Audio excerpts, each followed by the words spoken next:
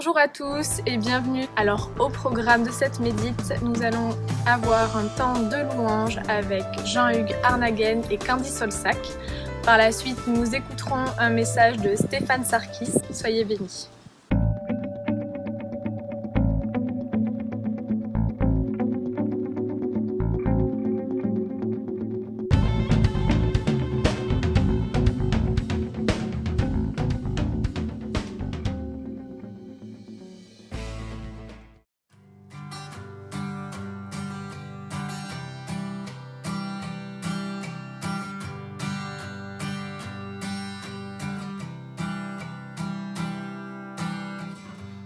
Je veux le proclamer du sommet des montagnes. Ta grâce est sans limite, ta bonté sans égale, ta tendresse m'envahit, ta bonté me poursuit, ton amour m'émerveille. Et je chante car tu es bon et je danse car tu es bon et je crie de joie. Tu es bon pour moi. Et je chante car tu es bon et je danse car tu es bon et je crie de joie. Tu es bon pour moi.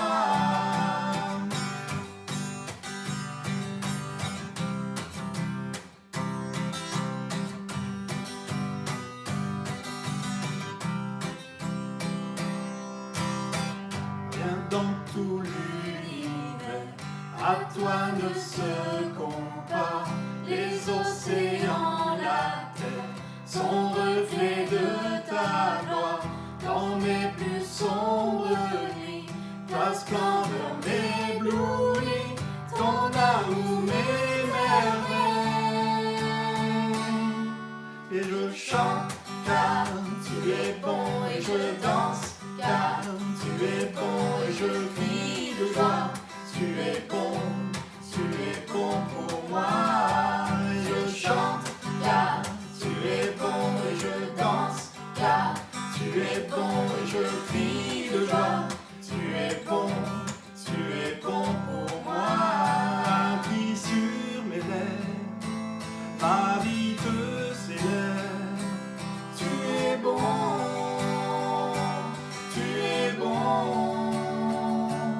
Vent, soleil ou pluie, mon cœur te redit. Tu es bon.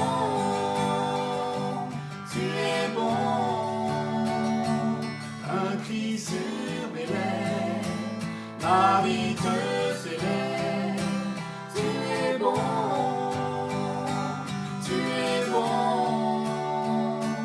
Vent, soleil ou pluie, mon cœur te redit.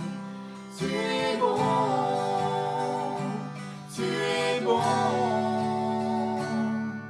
Et je chante car tu es bon et je danse car tu es bon et je crie de joie.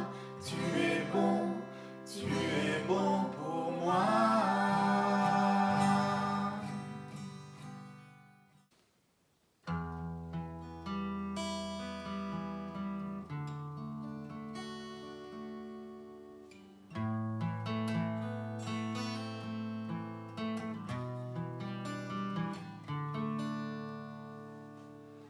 Élevé à la droite de Dieu, couronné de 1000 couronnes, tu resplendis comme un soleil radieux. Les êtres crient autour de ton trône. À l'agneau de Dieu soit la gloire. À l'agneau de Dieu la victoire. À l'agneau de Dieu soit le règne pour tous les siècles. Amen.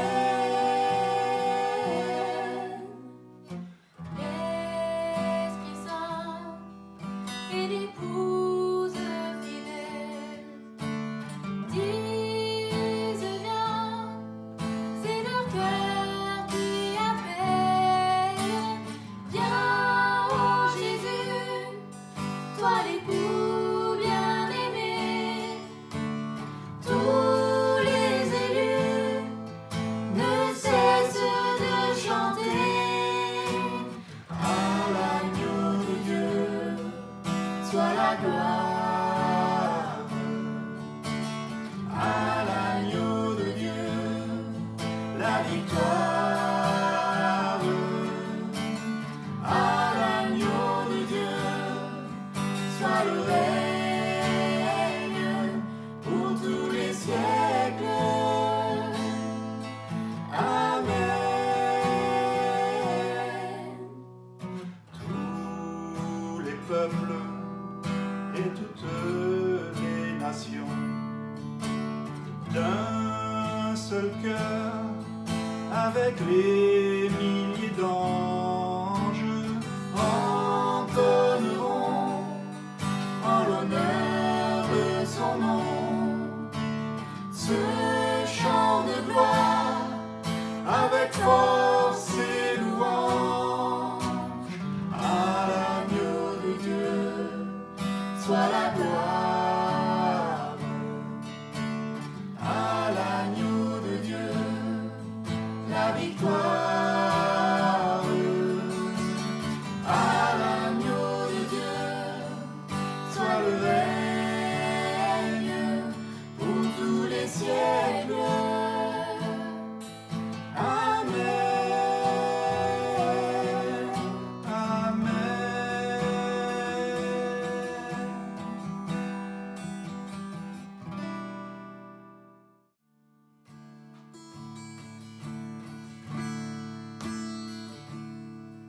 Que nos lieux soient visités par ta sainte présence.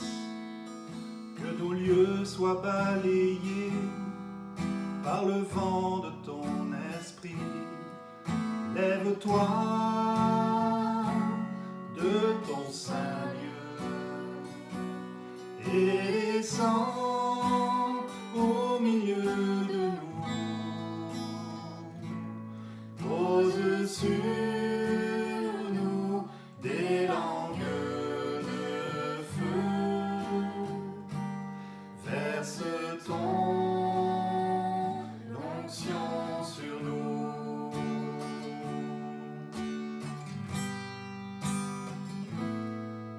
Que nos lieux soient visités par ta sainte présence. Que toute ombre soit chassée par ta lumière éclairée. Dans ta main, tiens-nous cachés. Garde-nous au creux du rocher.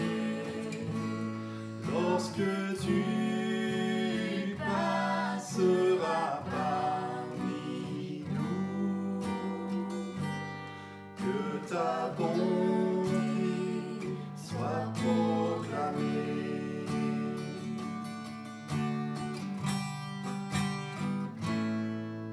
Que nos lieux soient visités par ta sainte présence. Que nos lieux soient les témoins de l'action de ton esprit dans ta gloire. Viens maintenant, unis-nous en cet instant. Que ta vie jaillisse en abondance. Nous allons voir ta puissance.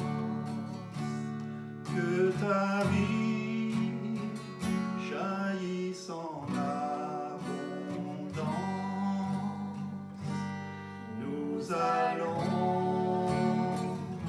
voir ta puissance.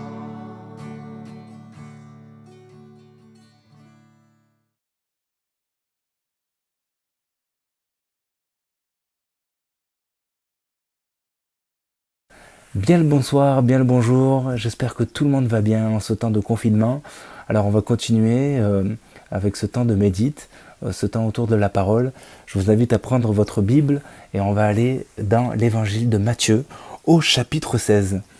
Chapitre 16, versets 13 à 28. Alors on est juste après la deuxième multiplication des pains. Alors je commence à lire. Jésus, arrivé sur les territoires de Césarée de Philippe, posa cette question à ses disciples.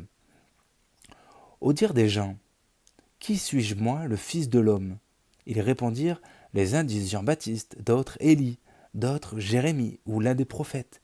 Mais vous, leur dit-il, qui dites-vous que je suis ? Simon-Pierre répondit, tu es le Christ, le Fils du Dieu vivant. Jésus reprit la parole et lui dit, tu es heureux, Simon, fils de Jonas, car ce ne sont pas la chair et le sang qui t'ont révélé cela, mais mon Père qui est dans les cieux.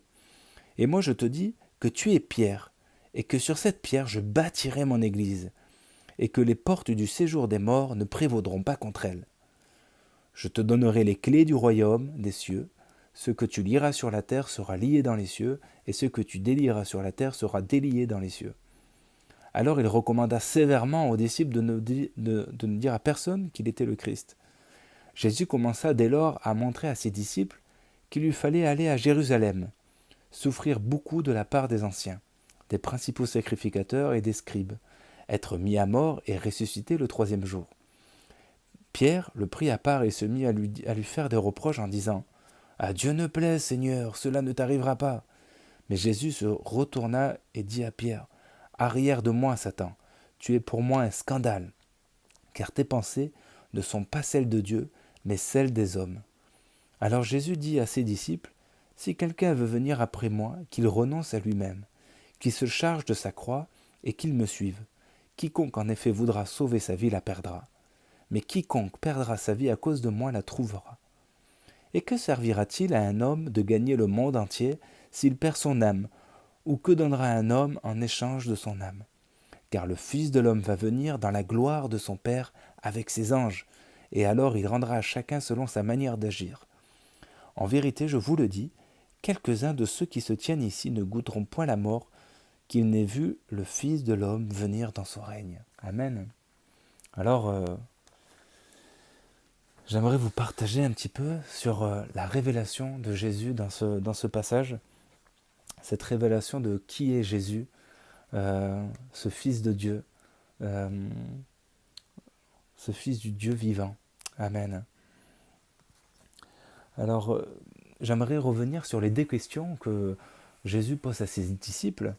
Donc la première, c'est au dire des gens, qui suis-je, moi, le Fils de l'homme ? Alors c'est vrai que c'est intéressant. Les disciples répondent, il y en a qui disent tu es Jean-Baptiste, d'autres Élie, d'autres un simple prophète, etc. Et je me disais, c'est vrai aujourd'hui, si on posait la question autour de nous, qui est Jésus pour les gens du monde aujourd'hui ? C'est vrai qu'on revoit ce micro-trottoir d'Alpha, avec les présentations d'Alpha, où les gens disent Jésus c'est une personne historique, ça a marqué l'histoire, mais ça s'arrête là. Ça a été peut-être un prophète effectivement, mais sans plus. C'est vrai qu'aujourd'hui quand on parle d'un fait historique, on dit ça a été par exemple 500 ans avant Jésus-Christ, donc c'est carrément devenu une référence temporelle. Alors je crois que le Seigneur, il connaît les interrogations de chacun, il connaît les interrogations du monde, et du coup, il a envie de creuser un peu plus loin, et il va poser cette seconde question. Et il va leur dire à ses disciples, « Mais vous, leur dit-il, qui dites-vous que je suis ?» Alors là, il rentre dans le vif du détail, dans le vif du sujet, et Pierre, rempli de ferveur et de joie, avec son caractère qu'on connaît bien, il dit tu es le Christ, le Fils du Dieu vivant. Et là, Jésus reprit la parole et lui dit tu es heureux, Simon, fils de Jonas, car ce ne sont pas la chair et le sang qui t'ont révélé cela, mais mon Père qui est dans les cieux. Et moi je te dis que tu es Pierre, et que sur cette pierre je bâtirai mon église, et que les portes du séjour des morts ne prévaudront pas contre elle. Alors, ce petit passage m'a interpellé parce que Jésus, quand il entend donc la déclaration de Pierre, ben, déjà il dit ben, ça c'est sûr, enfin, ça vient pas de lui, quoi. C'est forcément Dieu qui lui révèle ça dans son cœur. Et il dit ben, tu es heureux, Simon, fils de Jonas. Alors il utilise son nom usuel, il utilise Simon, d'accord, c'est vrai, il s'appelle Simon, c'est le fils de Jonas, voilà, et il s'adresse à lui tel qu'il est. Et juste après, ce qui m'intrigue, c'est qu'il a dit, mais moi je te dis que tu es Pierre, et que sur cette pierre je bâtirai mon église. Alors Simon, je suis allé voir un petit peu dans les origines, enfin, qu'est-ce que ça veut dire. Simon, ça veut dire celui qui écoute, celui qui entend.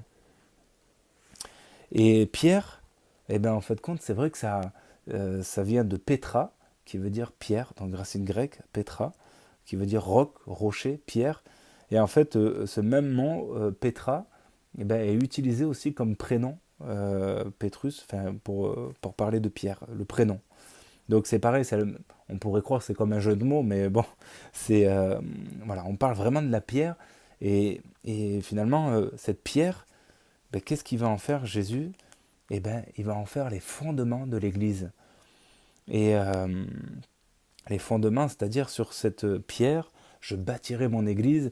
Et c'est vrai qu'aujourd'hui, je crois qu'on est au bénéfice de Pierre finalement. On est au bénéfice de cette première communauté qui s'est rassemblée après la montée de Jésus aux cieux. Et ben Pierre s'est retrouvé dans la chambre haute avec les autres disciples. Et hop, il y a eu rapidement cette première communauté qui s'est mise en place. Et aujourd'hui, on a encore l'église, on a encore la communauté. Alors même si on n'est pas ensemble tous les dimanches, on est quand même ensemble numériquement.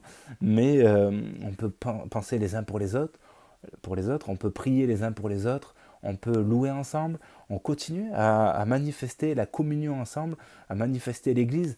Donc finalement, se dire que ni la maladie, ni les pandémies qu'il y a eu toutes ces années depuis la venue de Jésus, eh ben, rien n'a fait arrêter l'Église finalement.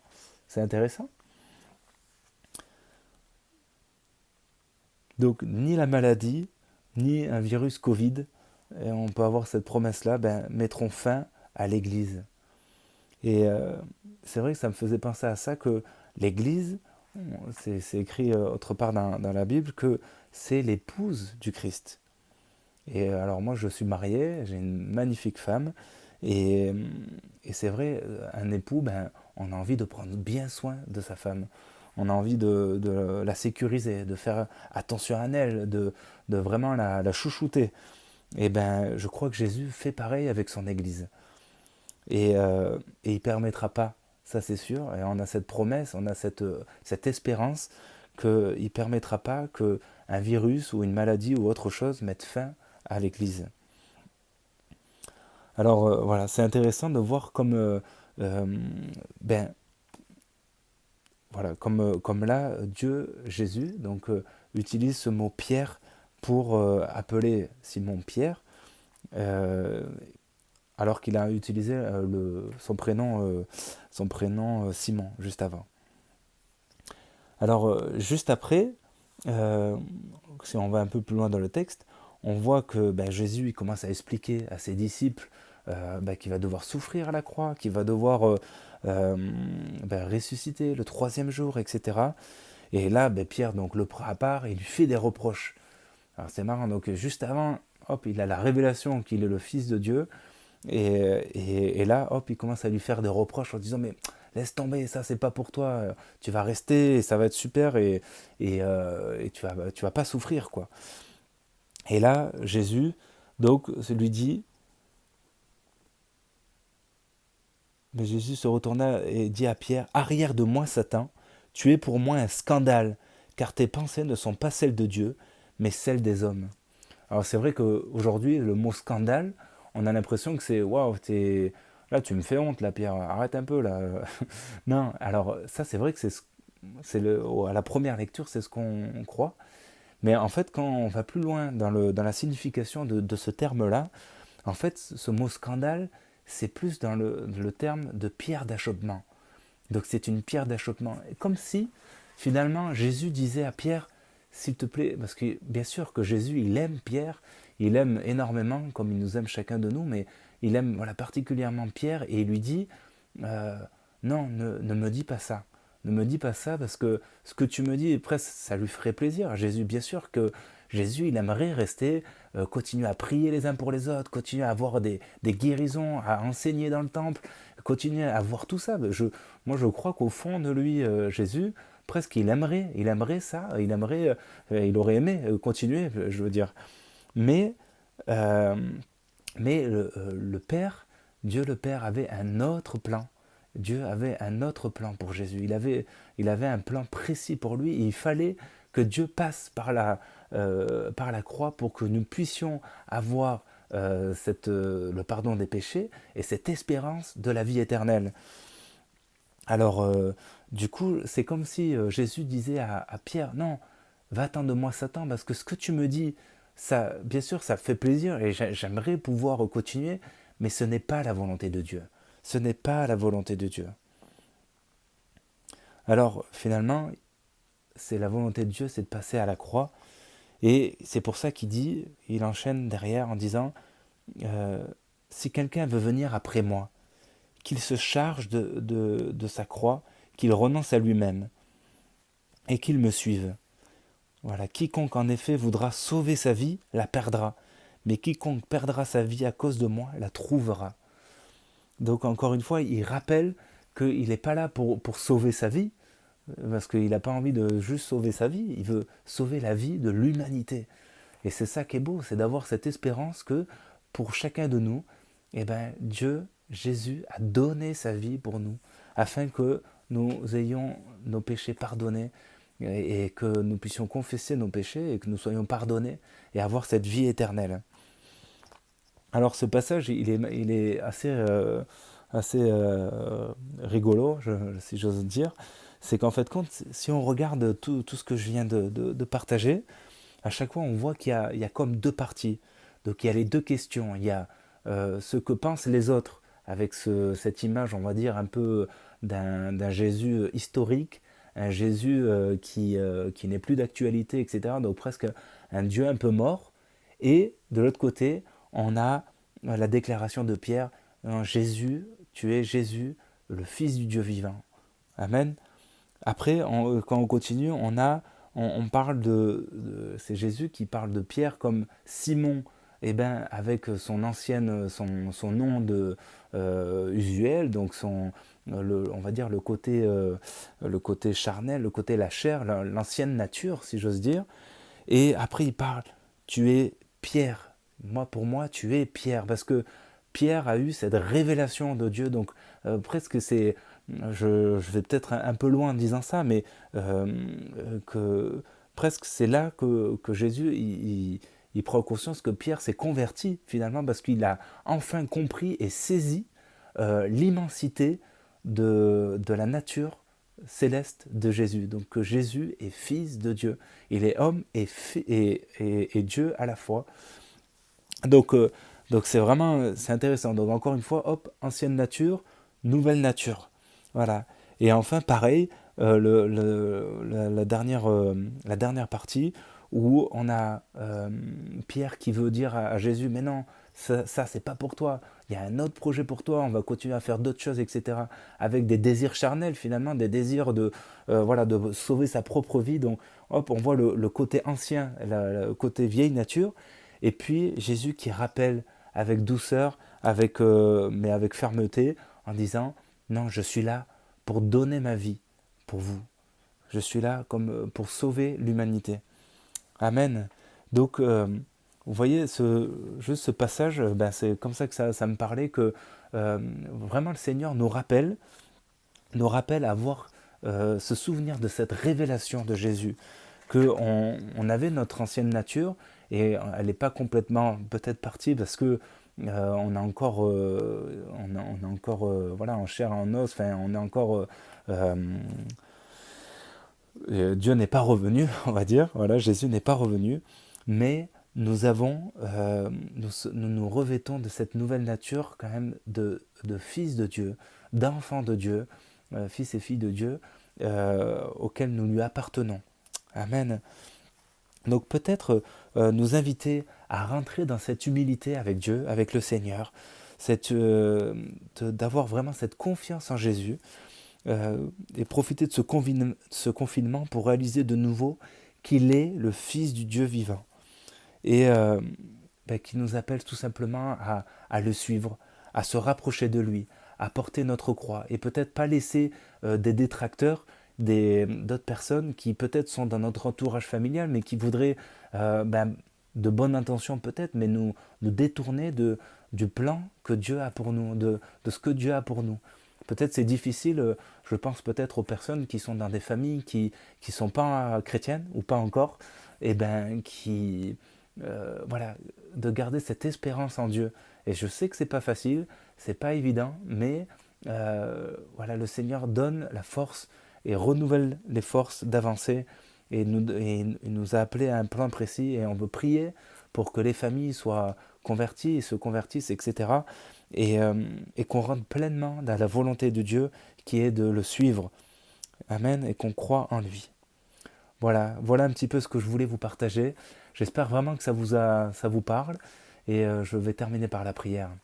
Amen. Seigneur, je te remercie pour ton amour, je te remercie pour ta grâce, et je te prie que vraiment tu puisses continuer à te révéler à nous, qu'on puisse tous les jours nous rappeler que tu es le Fils de Dieu, du Dieu vivant, et que c'est en toi que nous voulons nous appuyer, et en personne d'autre. On ne veut pas s'appuyer en un Dieu qui est mort ou qui est obsolète, mais on veut bien s'appuyer en toi seul, Seigneur, qui est le seul Dieu, le seul et unique Dieu vivant, et qui agit avec puissance, Seigneur. Merci pour l'œuvre que tu veux faire dans nos vies, et dans là où on est, dans notre contexte actuel, que ce soit dans notre église, dans nos familles, dans notre ville, dans notre pays, dans notre nation, Seigneur, et dans notre monde. Merci, Seigneur, parce que tu as un regard bienveillant sur nous. Et Seigneur, je te rends gloire et je te rends grâce pour mes frères et sœurs. Au nom de Jésus. Amen. Soyez bénis et à très bientôt.